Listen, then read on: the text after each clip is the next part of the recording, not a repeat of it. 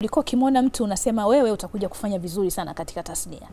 Wewe unafaa kuwa sehemu fulani, wewe unafaa kuwa sehemu fulani. Mathalani wasanii kama kina Johari, ulimuona tu kwa mara ya kwanza alivyokuja pale ITV, ukasema huyu anafaa, ngoja aingie kwenye kikundi na wengineo wengi. Ulikuwa unaongozwa na nini katika kuwatambua na kuwapa nafasi wasanii? Labda kwanza kuna kitu kimoja. Unajua, sasa nikasema Mwenyezi Mungu amenijalia kuona hiyo kitu kwa watu. Kwa sababu unajua, wakati nasoma Muhimbili, nimesoma psychology kwa miaka 3. Okay. Wakati nasoma, kwa sababu miongoni mwa masomo ambayo yalikuwa kule. Kwa hiyo ile ilinijenga. Yaani walau kujua jinsi ya kuishi katika jamii, kuishi na watu. Kwa hiyo naweza ngamwangalia mtu, ningamwambia kweli huyu ana tatizo hili na hili, kwa sababu ilikuwa ni rahisi kujua huyu mtu ana matatizo gani. Kwa mfano huyo uliomtaja, kwa mfano tu Johari. Yeye alikuwa sio mwongeaji.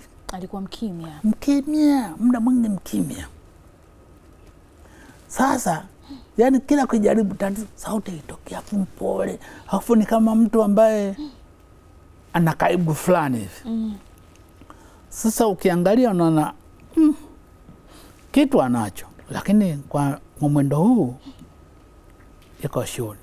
Kwa hiyo basi tukatangaza kuna sini moja, ilikuwa ni sini, alikuwa Dr. Cheni shamba huko, anamuoa binti mmoja ambaye ni mjukuu wa Mzee Pwagu, lakini shamba huko. Tukasema hii kwenye sini tutakachofanya, yule mjukuu wa Mzee Pwagu, mjukuu kweli kweli, anaitwa Beni, ile Beni Mlango, anajiita Beni Mlango yule. Tukamwambia sasa wewe, kwa sababu umeshakuwa muda mrefu hapa, tutakachofanya ni kwamba huyu Johari atakuwa kama mpenzi wako. Kwa hiyo umeenda kwenye shughuli yani yenu ya nyumbani na mpenzi wako. Lakini ukifika kule, kwa sababu huyu unaona alivyokuwa kidogo yuko mkimya mpole mpole. Sasa wewe utakachofanya umpige kikweli kweli, yani sio kuigiza. Sasa yeye hatajua kama ile kipigo unachompiga ni kwamba ndiko sehemu ya acting. Basi kwa hiyo tulifika sehemu tu akapewa nani. Kwa hiyo kaonekana kama umezozana kitu fulani pale kwenye shughuli. Akampiga kweli kweli, yani mabao kweli kweli.